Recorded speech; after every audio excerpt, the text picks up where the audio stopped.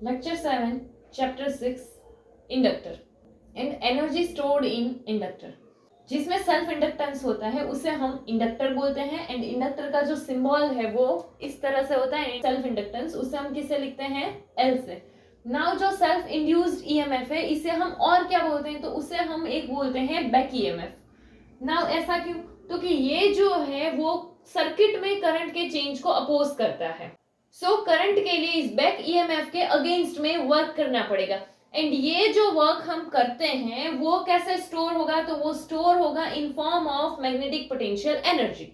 सो हमारी सर्किट में जितना करंट आई है उसके लिए जितना भी वर्क जो है वो हुआ है तो उसे हम क्या बोल सकते हैं? तो कि dw/dt बोल सकते हैं कि जितना भी ये वर्क डन हुआ है एंड वो क्या है? तो कि एप्सिलॉन आई। सो यहाँ पे क्या कर सकते हैं? एप्सिलॉन है ना, एप्सिलॉन का वैल्यू क्या था?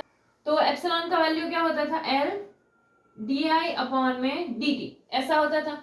सो यहाँ एप्सिलॉन की जगह क्या लिख देंगे हम? ऐसा एल di/dt लिख देंगे एंड फिर क्या था? आई। तो इसीलिए वो आई आ जाएगा ना। वो आई को हम यहाँ पर अगर लिख दे तो क्या हो जाएगा? तो कि li/di/dt एंड ये जो है किसके इक्वल में है? सो dw/dt। तो यहाँ पर क्या आ जाएगा? dw/dt।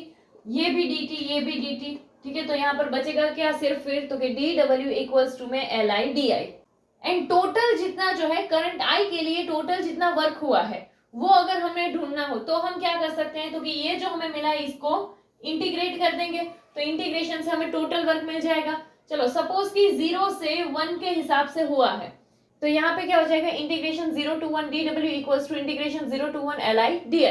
नाउ अगर हम इसका इंटीग्रेशन देखेंगे तो क्या आ जाएगा? w एंड इसके लिए अगर इंटीग्रेशन देखें तो ये l जो है वो तो कांस्टेंट निकलेगा। तो अगर हम इंटीग्रेशन करेंगे तो क्या हो जाएगा? l integration 0 to 1 i di ऐसा है।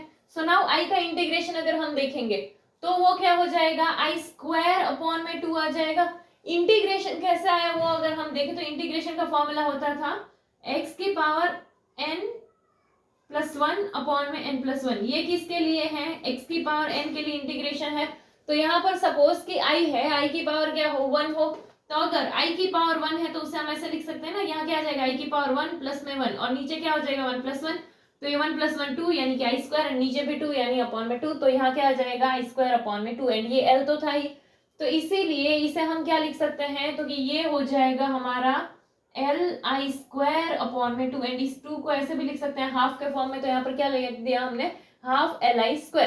तो ये हमें क्या मिला? वर्क। एंड वर्क जो है वो कैसे होगा? तो work is stored as magnetic potential energy. तो हम क्या लिख सकते हैं? क्योंकि U इक्वल्स टू में यहाँ पर क्या आ जाएगा? Half li²। नाउ इस फॉर्मूला को अगर हम देखें तो ये फॉर्मूला जो है हमारा काइनेटिक एनर्जी जो था वो काइनेटिक एनर्जी के फॉर्मूला के साथ मैच कर रहा है। काइनेटिक एनर्जी जो है उसका फॉर्मूला क्या था? तो कि K इक्वल्स टू में हाफ mv² होता था। ये फॉर्मूला जो है वो इसके साथ मैच कर रहा है। तो यहाँ पर हम क्या बोल सकते हैं कि L जो है वो किसकी तरह होगा? M की तरह होगा। तो ये जो फॉर्मूला आया है हमारा वो काइनेटिक एनर्जी जैसा ही आया है। तो ये क्या है वो पता चल गया कि इंडक्टर में सिर्फ यही देखना है कि जिसमें सेल्फ इंडक्टेंस होता है उसे हम इंडक्टर बोलते हैं एंड ये जो सेल्फ इंड्यूस्ड ईएमएफ होगा उसे बैक ईएमएफ भी बोलेंगे एंड इसमें अगर हमें करंट लाना है तो हमें वर्क करना पड़ेगा एंड ये जो वर्क होगा वो हमें फाइंड करना पड़ेगा एंड वो वर्क जो है वो मैग्नेटिक पोटेंशियल एनर्जी के फॉर्म में स्टोर होगा एंड वो एनर्जी क्या होगी? तो कि हाफ li²।